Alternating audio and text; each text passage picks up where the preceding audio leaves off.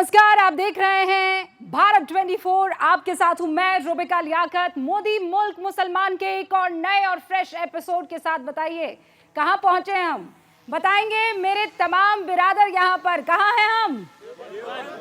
देवबंद में आप सभी का बहुत बहुत स्वागत है। अस्सलामु अलैकुम। वो पीछे खूबसूरत सी लाइब्रेरी आपको नजर आ रही है, वो सिर्फ खूबसूरत नहीं है, ह्यूमंगस है। मतलब बड़ी सी एक लाइब्रेरी जहां पर दस्तावेज, लिटरेचर, पढ़ाई लिखाई का सारा साजो सामान जो है मौजूद है। देवबंद को आप कैसे पहचानते हैं, उसकी क्या पहचान आपके जहन में है, और मोदी मुल्क मुसलमान में देवबंद का बाशिंदा देवबंद को आज कैसे परोसता है, वो सब स्क्रीन पर आपके सामने रहेगा। इस्लाम के देवबंदी विचारधारा का सबसे बड़ा मरकज, भारत में सबसे बड़े मदरसे में एक दारुल उलूम, जहां हुई सबसे बड़ी आजादी की क्रांति की शुरुआत। दिल्ली से 188 किलोमीटर का सफर करके हमारी टीम पहुंची देवबंद।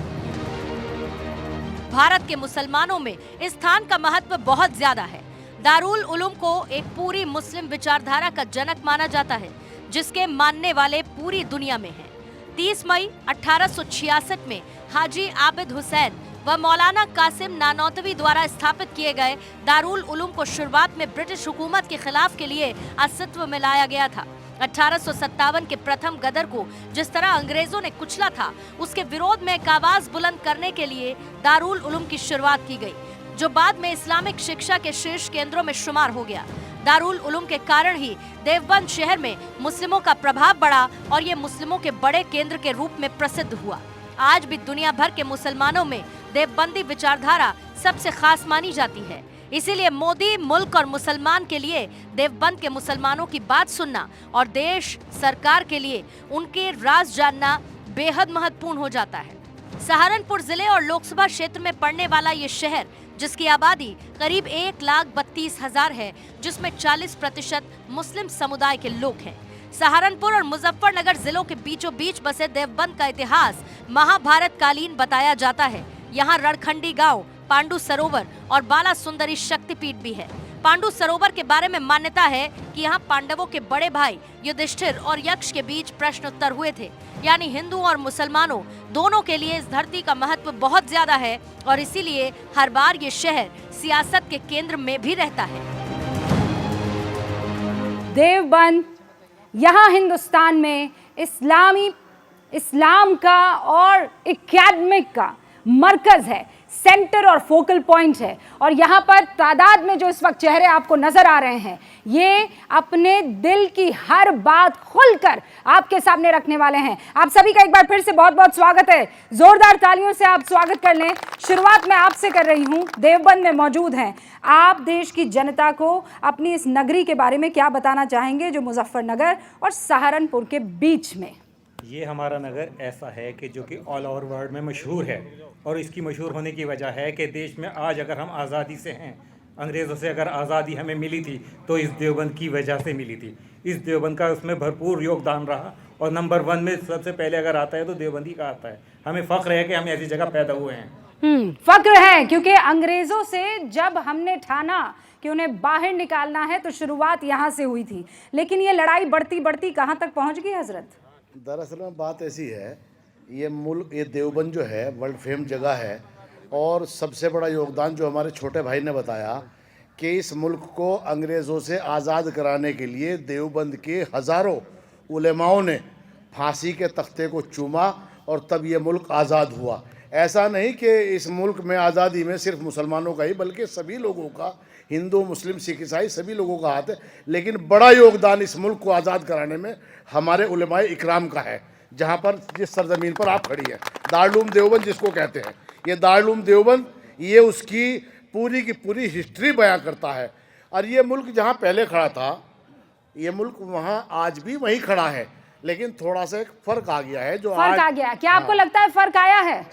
नहीं, कोई फर्क नहीं आया। फ़र्क नहीं आया? हुई है। हाँ, देश के अंदर जब से आदरणीय मोदी जी और आदरणीय योगी जी ने प्रदेश के अंदर कमान संभाली, एक जो हमारे प्रदेश को गुंडों के नाम से, अराजक तत्वों के नाम से और माहौल ख़राब करने के नाम से जाना जाता था, आज आदरणीय मोदी जी और आदरणीय योगी जी के नेतृत्व में भारत आत्मनिर्भर भारत बन रहा है और योगी जी ने लगातार निरंतर विकास कार्य और जो माफिया भूमाफिया, आप कह रहे हैं विकास कार्य हुआ है? एक बार विकास कार्य हुए हैं कि नहीं हुए हैं? हाँ कि ना? हुए। मैं आती हूँ। मैडम देखिए, आपने भी कहा है कि मुल्क में बदलाव आया है या नहीं, तो मैं उस पर आपको बताना चाहूँगा कि हिंदुस्तान लोकतंत्र का सबसे बड़ा मंदिर है पार्लियामेंट।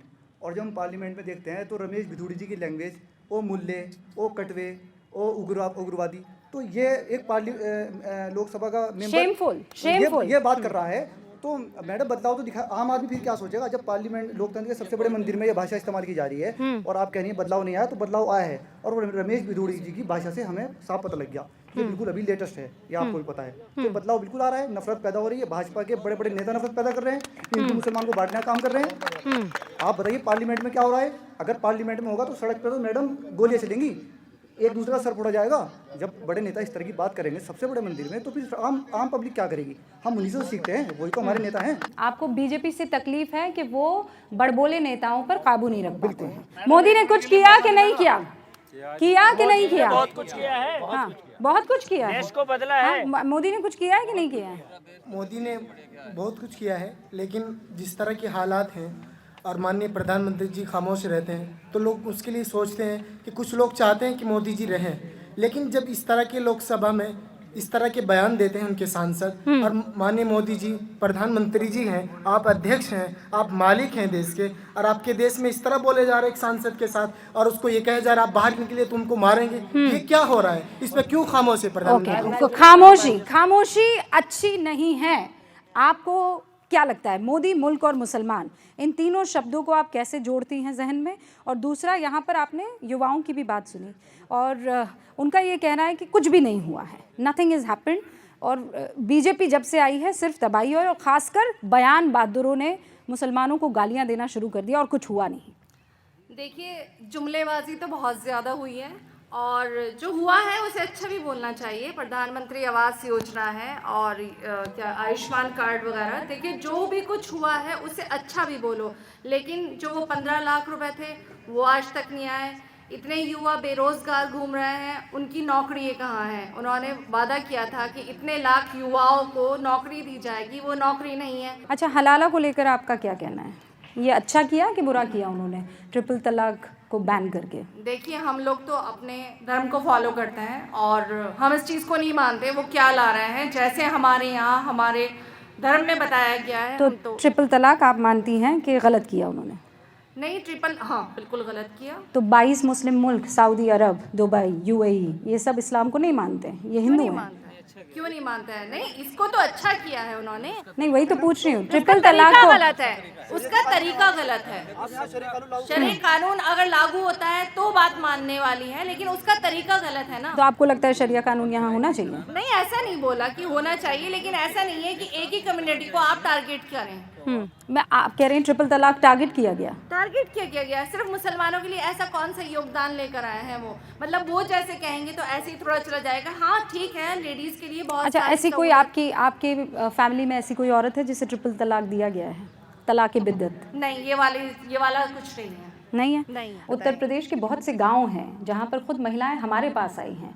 मैंने खुद ऐसे बहुत से शोज़ किए जहां वो रोई है, बिल्की है 6-6 महीने का बच्चा हाथ में लेकर, सिर्फ इसलिए। अगर आपकी बेटियों के साथ, अगर बेटी के साथ या परिवार में किसी लड़की के साथ एक मर्द सिर्फ इसलिए क्योंकि वो गुस्से में है ट्रिपल तलाक देकर और उसे बाहर कर देगा और सुबह उसे याद आएगा कि नहीं मुझे तो ये गुस्से में हो गया और उसे हलाला करना पड़ेगा, आपको लगता है ये ठीक है? नहीं, वो भी तब जबकि 22 मुस्लिम मुल्कों में इस चीज़ को बैन कर दिया गया है। नहीं, देखिए ये सब गलत है, लेकिन इसके बावजूद बहुत सी जगहों पे नुकसान भी उठाना पड़ता है कि लेडीज़ जाके आजकल पुलिस थाने में खड़ी हो जाती हैं, मेरे हस्बैंड ने ऐसा किया है, मेरे ससुराल वाले, झूठे केस इतने बनने लगे कि कुछ लोग, मैं तो खुद एक लेडीज़ हूँ, मुझे लगना चाहिए कि नहीं लेडीज़ को बहुत अच्छा ये वो मिला है कि वो जाके खड़ी हो जाएंगी, अपने हक के लिए लड़ेंगी, लेकिन सच्चे हक। आप कह रहे हैं कि एक चेहरे, एक सिक्के के बहुत से पहलू हैं, लेकिन मुझे इस बात की खुशी है कि आप कह रही हैं ज्यादती अगर हो रही है तो वो दोनों तरफ नहीं होनी चाहिए। ओके, मैं आपका रुख करती हूँ दोबारा।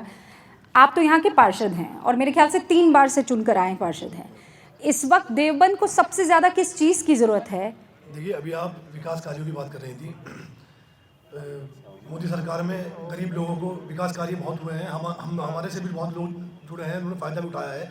लेकिन एक देसी मिसाल सुनिए आप, बकरी ने दूध दिया, ऊपर से मेघने कर दी, तो वो दूध किसी काम का नहीं रहा। वो आपने जब तक आप बजरंग दल जैसे आतंकी संगठनों पर बैन नहीं लगाएंगे तो इनके ऊपर बैन लगे। जब भी मुसलमान मोदी से जुड़ने की कोशिश करता है, जब भी एक तरह की खाई खोदने का काम कर दिया जाता है कि मुसलमान फिर अपना आपको, अब आपके प्रोग्राम का शीर्षक है मोदी मुल्क और मुसलमान, मोदी मुल्क और अवाम होना चाहिए। भाई हम भी तो मतलब मुसलमान को क्यों अलग करने की कोशिश करें। देखिए मैं आपको एक बात और बता दूं, अभी 80 और 20 की बात चल रही थी, आज की डेट में 20% उधर है, 80% इधर है। जो सेकुलर हिंदू है, जो समझदार हिंदू है, पढ़ा लिखा हिंदू है, वो सब अब जो है इस 20% के साथ खड़ा हुआ है। हम लोग 80% हो गए, आप लोग 20% पर हैं। अच्छा पार्षद साहब, मैंने जैसा कहा ना, एक बहुत ईमानदार पहले ये डिस्कशन हो रहा है, कोई किसी तरह का कोई एजेंडा नहीं है। आप ये बोल रहे हैं कि वो लोग ये लोग, कहीं ऐसा तो नहीं है कि हमारी कौम, हमारी बिरादरी खुद एक पार्टी बन गई है? मतलब हम मुसलमान कहीं भी हो, मैं किसी राज्य में जाऊं, कोई मुस्लिम नेता तो है नहीं, पर हमें मोदी के खिलाफ खड़े हो जाना, एक पार्टी बन गए हैं और सब हमारा इस्तेमाल कर रहे हैं, ऐसा आपको नहीं लगता है? नहीं, मोदी इससे नुकसान नहीं हो रहा है? नहीं, मोदी के खिलाफ नहीं है मुसलमान, ये आपकी गलत सोच है। ये गलत इसको डिफाइन किया जा रहा है, गलत पेश किया जा रहा है। मुसलमान वोट देने के लिए आगे बढ़ने के लिए तैयार है मुसलमान, लेकिन अगर एक बीच में इस तरह की खाई खोद दी जाती है कि अपना उनको अलग करके खड़ा कर दिया जाता है, इस तरह के मतलब हालात पैदा कर दिया जाता है। खाई कौन खोद रहा है? सरकार खोद रही है। सरकार जब तक कि आतंकी संगठनों पर बैन नहीं लगाएगी तो आप कह रहे हैं मोदी के खिलाफ नहीं, सरकार खाई खोद रही है, तो किसके? बजरंग दल किसका संगठन है? तो क्या वो बैन हो जाने से मुसलमान और मोदी और बीजेपी के बीच की जो खाई है वो खत्म हो जाएगी? देखिए ये मुद्दा जो खड़ा हो गया है, उनको मैं ये तो बताना चाहूँ, चाहे योगी जी हैं चाहे मोदी जी हैं, जब देवबंद को इस नज़र से देखा जाता है, इस नज़र से देखा जाता है, उग्रवाद की नज़र से देखा जाता है, तो उन पर बैन लगानी चाहिए, उन लोगों पर जो इस नज़र के स्टेटमेंट देते हैं। नहीं तो वो जो लोग स्टेटमेंट देते हैं, आप उनको कटघरे में खड़ा कर रहे हैं या मोदी को कटघरे में खड़ा? देखिए जब घर किसी बच्चा कोई बदतमीजी करता है, सबसे पहले उसके बाप को कहा जाता है ये किसका बेटा है, कहा जाता नहीं कहा जाता है, ये मुल्क के जो बाप हैं वो मोदी और योगी हैं। बिल्कुल सही जगह पर आ गए हैं। तो फिर जब कन्हैया का गला रेता जाता है तो पिता को बोला जाएगा कि नहीं बोला जाएगा? और वो सारे पैरोकार जब बाहर सड़कों पर आ जाते हैं तब तो हमारी जुबान नहीं निकलती है, तब तो हमें नहीं लगता है कि हमारा बच्चा ख़राब है, हमारा बच्चा आतंकवादी है, हमारा बच्चा गले रेत रहा है, हमारा बच्चा नाराए तकबीर के नाम पर इस्लाम की गलत छवि को पेश कर रहा है। उस वक्त तो हमारा खून नहीं निकलता है। देखिए एक बार पहले भी चैनल वाले से मैंने कहा था कि हम हज़रत अकरम सल्लल्लाहु अलैहि वसल्लम के कहने पे चलते हैं। हमारा है अल्हम्दुलिल्लाहि रब्बिल आलमीन, रब्बुल मुस्लिमीन नहीं है। पूरा हिंदुस्तान, पूरी दुनिया, चाहे वो हिंदू है या मुसलमान, वो सिर्फ अल्लाह का बंदा है। हमारे खुदा ने कहा है रब्बुल आलमीन, नॉट रब्बुल मुस्लिमीन। अगर कोई ऐसा करता है तो उसे सज़ा दीजिए, उसमें ये ना देखिए ये हिंदू है या मुसलमान है। वो जो सज़ा कर रहा है, चाहे वो आमिर है चाहे वो विष्णु है, उसको सज़ा दीजिए आप। ओके, सज़ा जिसने गलत किया है उसे मिलनी चाहिए। लेकिन अब मैं ज़रा पीछे की पंक्ति में आती हूँ, फिर आप लोगों के पास आऊँगी।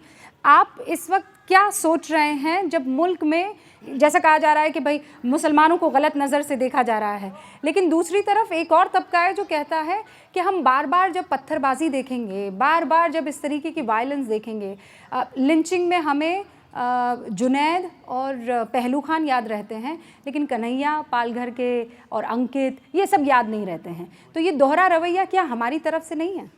नहीं, ये तो देखो लिंचिंग भी ज़्यादातर बीजेपी सरकार वाले संगठन ही करा रहे हैं, और एक हमारी कम्युनिटी को टारगेट किया जा रहा है, मुस्लिम को बदनाम किया जा रहा है। ये सब कैसे? बीजेपी की एक एरिया को टारगेट किया जा रहा है, मतलब एक कम्युनिटी को। कैसे टारगेट किया जा रहा है? कि ये इस देश में गलत एक्टिविटी कर रहे हैं। तो पत्थर मारने के लिए आपको लगता है बजरंग दल वाला छत पे चढ़ जाता है मुस्लिम मोहल्लों में? हमने तो पत्थर कहीं मारा ही नहीं। आप नहीं, मैं कह रही हूँ ना, हम पार्टी बन जाते हैं। किसी ने भी नहीं मारा, वही उल्टी सीधी एक्टिविटी करते हैं। आपके ऊपर कभी कोई केस हुआ? नहीं। तो फिर आपको कैसे लगता है कि बीजेपी वाले बदनाम कर रहे हैं? मेरे पास हुआ था लेकिन वो हुआ नहीं है, मतलब वो बच गए थे उसमें। बच गए? क्या किया, क्या खेल कर दिया भाई? बता रहा हूँ आपको। है? मैच नाम क्या है? सैफ। हाँ सैफ। मैच को लेके हुआ था। हाँ मैच को, हाँ। इंडिया पाकिस्तान के मैच को लेके। फिर आपने क्या किया था?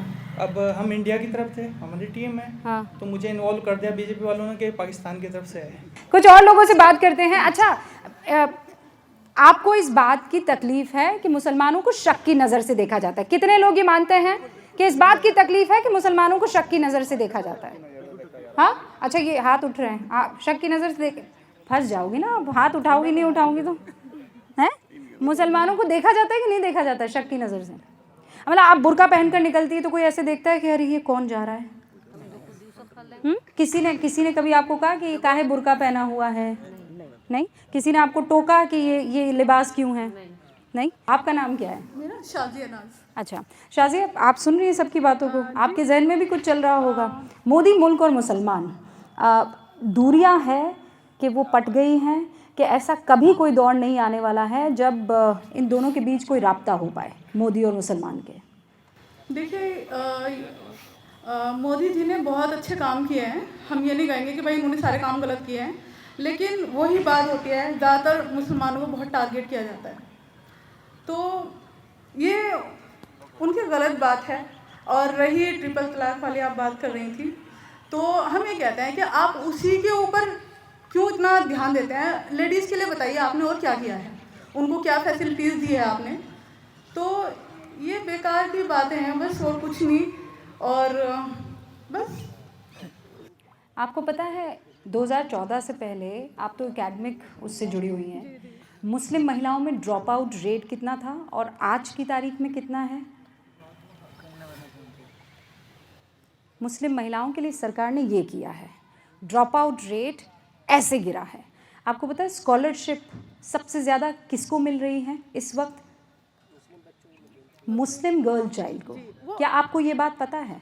वो अभी इलेक्शन आने वाले हैं, नहीं, इलेक्शन की बात नहीं है, ये 2014 से। नहीं 14 से तो है, लेकिन जो अब फैसिलिटीज दी जा रही है अब नहीं दी जा रही है ये स्कॉलरशिप, और जो मैं आपसे ड्रॉप आउट की बात कर रही हूँ, इट बिगैन इन 2014। अब आपको नहीं लगता आपने जहन में ये दानव बिठा रखा है कि महिलाओं के लिए कुछ नहीं किया?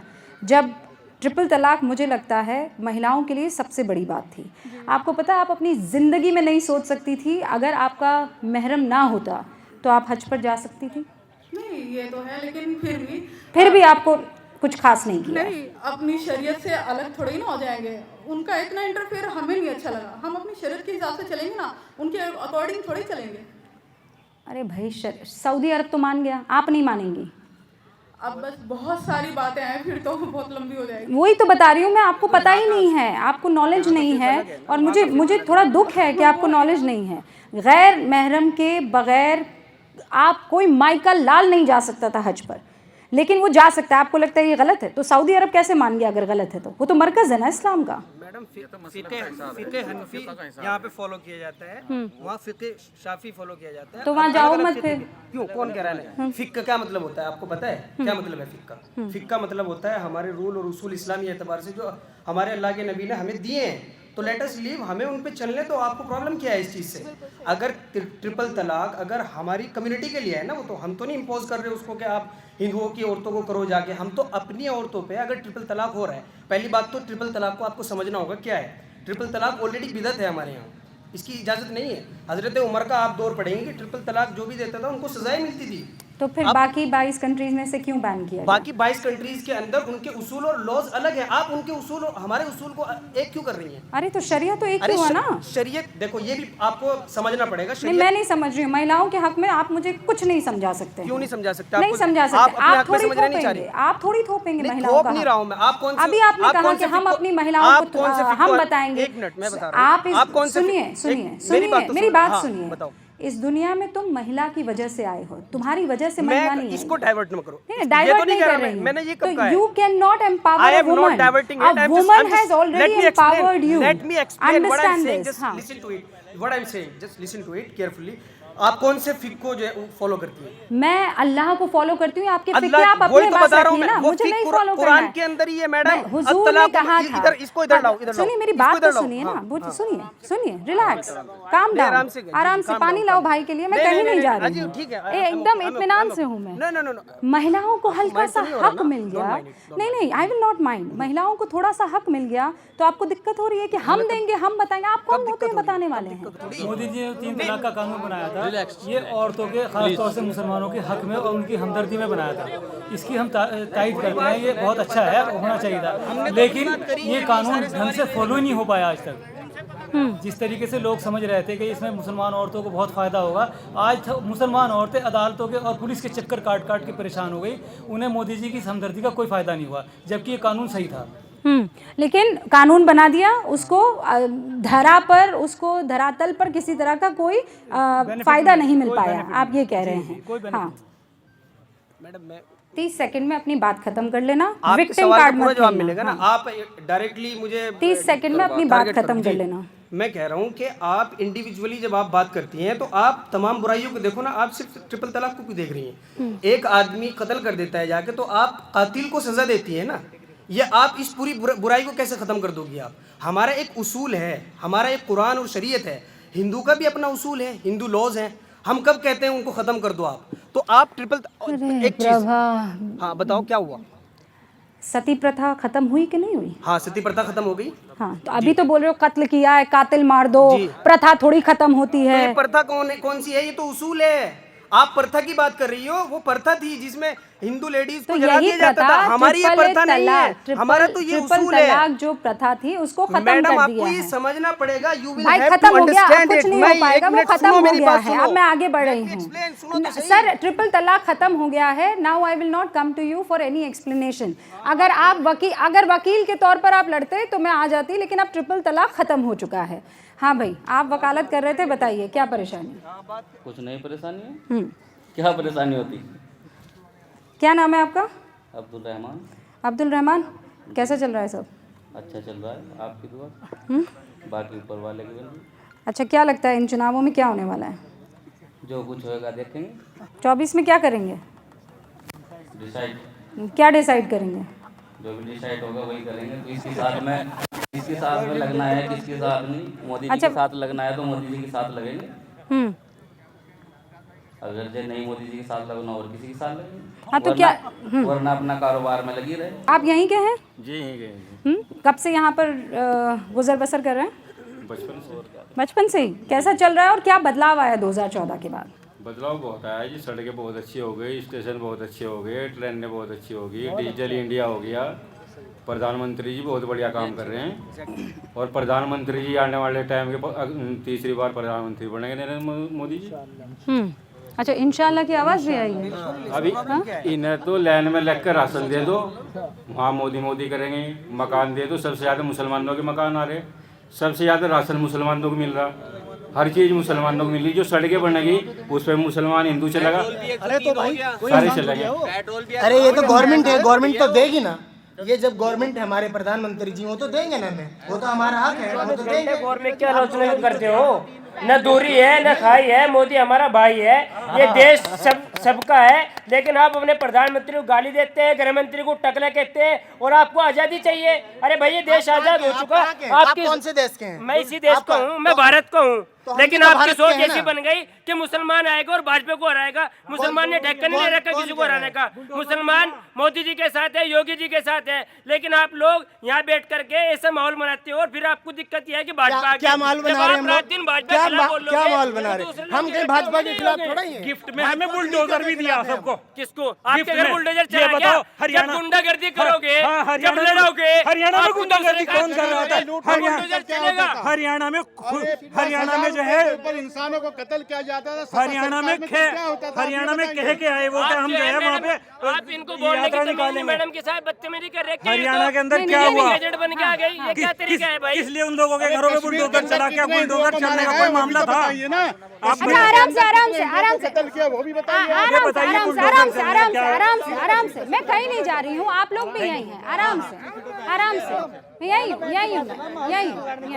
सच बोल लो ना। सच क्यों नहीं बोल रहे? सच क्या है? आप बताओ सच क्या है? पर देश के प्रधानमंत्री नहीं है क्या? मैं भाई देश के प्रधानमंत्री नहीं है क्या? अच्छा, आराम से भाई, आराम से। मैं कुछ और लोगों से बात कर रही हूँ। ये देख रहे हैं आप, एक कह रहा है कि प्रधानमंत्री ने सड़क बनाई है, बिजली दी है, विकास किया है, लेकिन एक तबका है जो मानने को इस बात को तैयार नहीं हो रहा है। एक तबका है जो कह रहा है कि आप इनको मुफ्त में राशन दे दो तो ये मोदी करेंगे और पलटते ही कहेंगे मोदी जो है वो दुश्मन है हमारा। सारे जहां से अच्छा हिंदुस्तान हमारा, हम बुलबुलें हैं इसके, ये गुलिस्तान हमारा। देखिए, हमारे हिंदुस्तान की यही खूबसूरती है कि यहाँ हिंदू, मुस्लिम, सिख, ईसाई ये सब तरह के फूल ये गुलदस्ते में सजे हुए हैं। और आपका जो सवाल था मैं उसको कह रहा हूँ कि जो ये जवाब मिल रहे थे और ये जो आप हमें दिखा रही थी, ये जो अभी थोड़ा सा ये बच्चे हमारे छोटे भाई थोड़ा सा तेज़ हो गए थे, इनकी लैंग्वेज उसमें आ गए थे, देखिए ये किसी ना किसी संगठन से जुड़े हुए हैं। आपको अगर सही जवाब मिलेगा तो वो आम आदमी से मिल सकता है। मुसलमान को आज जो थोड़ा दिक्कत है, ये परेशानी में है, वो ना तो बीजेपी से दिक्कत है ना किसी भी पार्टी से दिक्कत नहीं है। मोदी जी से सिर्फ हमें और योगी जी से, हमारे प्रधानमंत्री और मुख्यमंत्री होते हैं वो, हम उनका पूरा सम्मान करते हैं दिल से। जाहिर है उन्होंने जो योजनाएं यहाँ पर लागू की हैं उससे दोनों तबके, दोनों कम्युनिटी, चाहे वो हिंदू कम्युनिटी का हो चाहे वो मुस्लिम कम्युनिटी का, दोनों उससे लाभ उठा रहे हैं, फ़ायदा उठा रहे हैं। लेकिन न्यूज़ में या हेडलाइन जो बनती है वो सिर्फ मुसलमान की बनती है कि मुसलमान राशन ले रहा है, ठीक है ना। आज जो हमें दिक्कत है, परेशानी है, वो सिर्फ ये है कि हिंदुस्तान के अंदर ये देखा जा रहा है, और मैं अकेला नहीं कह रहा हूँ, ये भाई बैठे हुए हैं, अगर ईमानदारी से दिल पे हाथ रख के कहेंगे तो ये सच आवाज़ इनके मुंह से निकलेगी कि अगर मुसलमान कोई ज़रा सी भी बात कर देता है तो उसके घर पर बुलडोज़र चल जाता है। और अगर कोई हिंदू भाई हो हमारा तो कुछ नहीं होने वाला। आज जो बेचैनी है, अरे भाई क्राइम करने वाले या अपराध करने वाले, आप ये कह रहे हैं मुसलमान, मैंने पूरी बात तो सुनी है मैंने, कि आप जानते हैं आपने 50 सेकंड ऊपर बात रखी, मतलब लगभग 1 मिनट के करीब है, बताना पड़ता है ना। हाँ, वो मैं आप पूरी बात मैंने आपकी सुनी। अब मैं आपसे ये पूछना चाह रही हूँ, आपने कहा हेडलाइन बनती है कि मुसलमान राशन ले रहा है। मैंने अपने 15 साल की इस दौर में मैंने तो नहीं पढ़ा कि मुसलमान राशन ले रहा है। राशन सब ले रहे हैं। नहीं मैडम, ये आप देखिए, हो सकता है आपकी हालांकि ऐसा नहीं है कि आपने ज़रूर देखा होगा, इस तरह की हेडलाइन जो है वो मुस्लिम्स के नाम से आती है, क्योंकि अखबार वाले हों या चैनल वाले हों, सब अपनी टीआरपी के लिए काम कर रहे हैं। कोई भी चैनल, तो मुसलमानों की इमेज ऐसी क्यों बन गई है? बनाई गई है। किसने बनाई है? और मैं ये भी कहना चाहता हूँ, देखिए 5 हाथ में 5 उंगली होती है, वो बराबर नहीं होती। जाहिर है अगर एक आदमी मुस्लिम कम्युनिटी से हो या एक आदमी हिंदू कम्युनिटी से हो, अगर वो ख़राब होता है तो पूरे समाज को ख़राब नहीं कहा जा सकता, ठीक है ना। मुसलमान जहाँ आप खड़ी हैं देवबंद में, देवबंद वो सरजमीन है कि यहाँ से हज़ारों उलेमाओं ने यहाँ से आंदोलन शुरू किया, वो तो भाई ने भी बताया, हाँ, ठीक है ना। तो मैं ये कहना चाह रहा हूँ कि जो आज मुसलमानों की छवि खराब किसने की है? मुसलमानों की सभी जो सरकार में बैठे हुए लोग हैं, उनसे जुड़े हुए जो संगठन है, उन लोगों ने खराब की है। मुसलमान यहाँ का स्थिति पहले ठीक थी, आज छवि खराब हो गई है। देखिए पिछले जब से ये सरकारें आई हैं, ऐसा नहीं है, जब से ये सरकारें आई हैं, इनसे जुड़े जो संगठन हैं वो हमेशा इस पर काम करते हैं। मैं समझ गई आपकी बात। अब मैं सवाल पूछ रही हूँ, उसका रैपिड फायर राउंड आप समझ लीजिए। तो इससे पहले मुसलमान की छवि बढ़िया थी, 2014 से पहले मुसलमानों की छवि बहुत बढ़िया थी। इतनी तो नहीं थी जितनी आज कर रखी है। हाँ, मतलब खराब थी। मुसलमानों को आज गद्दार करार दे दिया। 2014 से पहले राशन ले रहे थे मुसलमान के नहीं? ले रहे थे। क्यों नहीं मिल रही थी? राशन मिल रहा था। आज भी ले रहे हैं फिर तो क्यों ले रहे हैं? आज भी ले रहे हैं। जो देखिए ऐसा नहीं है। अरे मेरे कहने का मतलब ये है कि भाई 2014 से पहले भी राशन ले रहे थे, आज भी ले रहे थे, तो जिंदगी खुद मुख्तार कब होंगे? कब तक बैसाखियों पर रहेंगे? देखिए आप बाहर मुल्क में चले जाइएगा, हर सरकार जो है ना, हर सरकार अपनी जनता को कुछ ना कुछ इस तरह का वो देती है। आज देख लीजिए कि बेरोजगारी कितनी है, महंगाई कितनी है, पेट्रोल कहाँ से कहाँ पहुँच गया, तेल कहाँ से कहाँ पहुँच गई, दाल कहाँ से कहाँ पहुँच गई, आटा कहाँ से कहाँ पहुँच गया। तो जाहिर है हमारी जो आमदनी है, भाई वो आटा अगर महंगा है तो वो तो रहमान के लिए भी है और रमेश के लिए भी है, पर लेकिन बात वही है ना कि और रहमान को आटा तो फ्री मिल रहा है। बात वही है कि फ्री जो ले रहे हैं वो दोनों ले रहे हैं, लेकिन जो महंगाई है, जो सच्चाई है वो बतानी पड़ेगी। सच्चाई क्या है भाई? फर्क साहब है, ये तो यहीं पे रहते हैं लोग, ये ना तो कहीं बाहर निकले। मैं एक शिल्पकार हूँ, मैं बाहर जाता हूँ, मुझे एक मौका मिला प्रधानमंत्री जी से भी मिलने का। वो कौन सा भेदभाव है कि भाई मुसलमान हूँ, मुझे ना मिलता मौका उनसे मिलने का? मुझे मौका मिला उनसे मिलने के लिए। और माननीय मुख्यमंत्री अब तालियां नहीं बजेंगी? माननीय मुख्यमंत्री जी के आप तालियां प्रोग्राम नहीं होते रहते बजाएंगे। हैं, माननीय प्रधानमंत्री जी के माननीय अभी अभी अभी ये कह रहे थे ना ना ना सर, अब इस पर तालियां नहीं क्या बता रहे हैं? एक शिल्पकार है, एक शिल्पकार है, मैं और ओंकार उसने जी का कहा- खुद शिल्पकार हूँ। मुझे ऑडियो पी से ऐसे ऐसे प्रोग्रामों में जिला परिषद की तरफ से इनविटेशन आते हैं, मैं खुद सोचता हूँ कि मैं कहाँ से कहाँ पहुँच गया। अब ये तो यहीं पे बैठते हैं कहने का कि क्या नाम है इसका, इन्हें तो एक एजेंडा चलाना है विपक्षी पार्टियों के पक्ष में। किसी भी तब भी तरह करके बाहर जाइए आप, कोई भी कहीं भी भेदभाव नहीं है, किसी भी सरकारी विभाग के अंदर कोई भेदभाव नहीं है, इतना सा भी नहीं। तो वो तो वहाँ पर भाई एक थे जो ये कह रहे थे कि वो इंडिया पाकिस्तान के मैच में बेचारे को इसलिए बंद कर दिया क्योंकि वो मुसलमान था। ऐसा कुछ नहीं है, कुछ नहीं। आप उनके अल्फाज देखिए, शुरू में आपने क्या कहा था, मैं भी आपको देख रहा था। अभी आप बुरखे की बात भी कर रही थी, अभी आप दाढ़ी टोपी की बात भी कर रही थी। ये सच है कि राशन, देखिए राशन सिर्फ मुसलमानों को ही नहीं बांटा जा रहा है, राशन तो हर सरकार में हर कम्युनिटी को मिलता है, और जो गरीब तबका है हर कम्युनिटी में गरीब तबका है। लेकिन जो आप बात करी थी, असुरक्षा की भावना मुस्लिमों में बढ़ी है। वो मतलब मुसलमान एक दाढ़ी टोपी वाला जो है ट्रेन में बसों में सफर करता है, वो डरता है कि भाई मुझे जो है मेरे साथ लिंचिंग ना हो जाए। हम भी दाढ़ी टोपे वाले, हमें तो कोई डर नहीं है, हमें तो डर नहीं है, हम पूरे देश में घूमते हैं। नहीं आप क्यों नहीं, मैं मुसलमान हूं, हमें तो मेरी दाढ़ी टोपी है। आप सिर्फ नाम में मुसलमान हैं, क्यों नाम के मुसलमान, ये क्या बात है? ये आम मुसलमान है, शरीफ मुसलमान है। बताएंगे ये कैसे?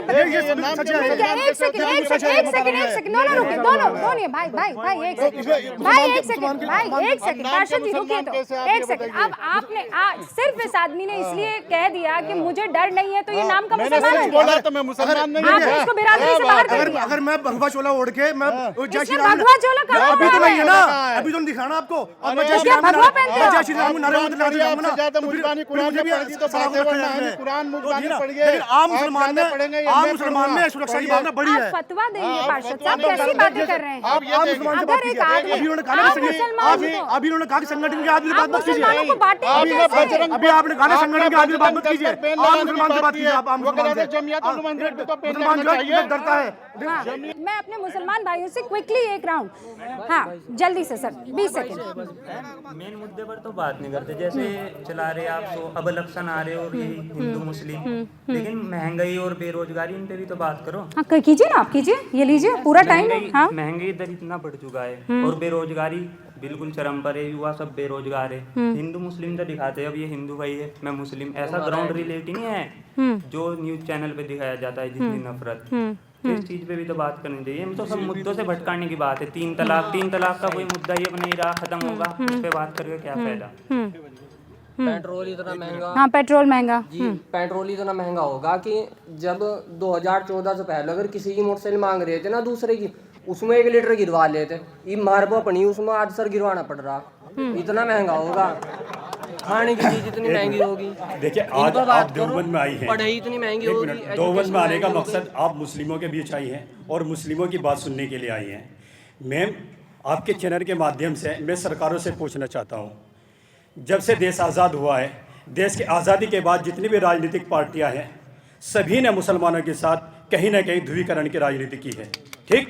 और जहाँ बात करते हैं आप, अगर मुसलमानों की दिल की बात सुनना चाहते हैं, ठीक, मुसलमान इस देश के लिए हमेशा से आगे एक कदम बढ़ाकर हमेशा से योगदान दिया है मुसलमानों ने। मोदी मुल्क और मुसलमान, जब से देश आज़ाद हुआ है मुसलमान को वोट बैंक के रूप में सभी दलों ने राजनीतिक रूप से इस्तेमाल करने का काम किया है, चाहे उसमें कांग्रेस पार्टी रही हो, चाहे समाजवादी पार्टी रही हो, चाहे बहुजन समाज पार्टी रही हो, चाहे भारतीय जनता पार्टी रही हो।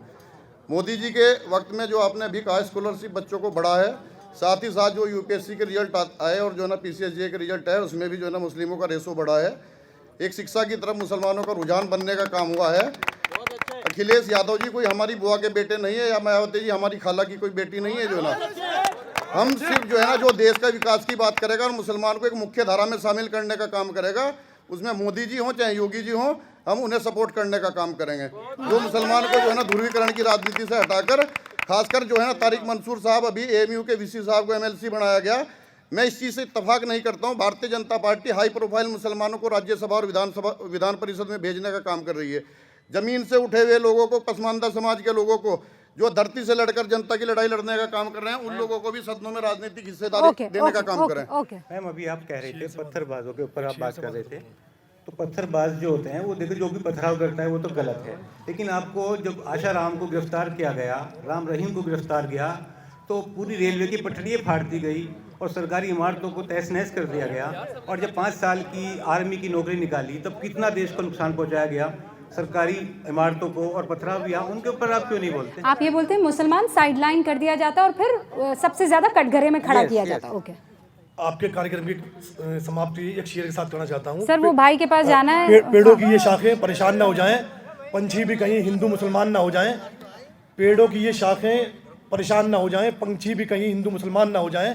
इन नफरतों की बढ़ती हुई आग को रोको, बस बरसों में बसी बस्तियां वीरान ना हो जाएं। ना हो जाए वीरान, नफरत नहीं होनी चाहिए। हाँ देखिए मोदी जी आ जाइए ना भाई, आ जाइए। हाँ। बहुत सारी योजनाएं जो हैं सबके लिए हिंदुस्तान में उतारी है और 2014 से योजनाओं के बारे में लोगों को पता नहीं है, लोगों को पता नहीं योजनाओं के बारे में लोगों को पता नहीं है। हाँ भाईजान। मैडम पहले तो आपका बहुत बहुत शुक्रिया। एक शेर से ही बात खत्म कर दूंगा, ज्यादा नहीं है।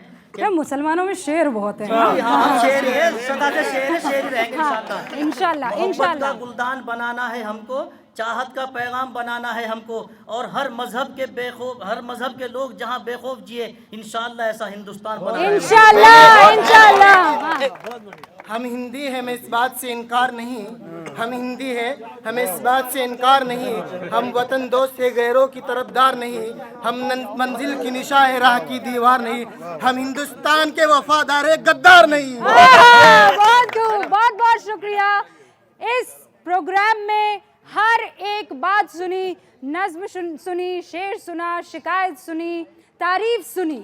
ये देवबंद है, यहाँ पर हिंदुस्तान का गुलदस्ता बसता है, जहाँ थोड़ी नाराज़गी है, थोड़े सजेशंस है, थोड़ी राय है, लेकिन जो नहीं है वो है किसी के लिए नफरत। आप सभी का बहुत बहुत शुक्रिया। बने रहिएगा भारत 24 के साथ और देखते रहिए मोदी मुल्क और मुसलमान।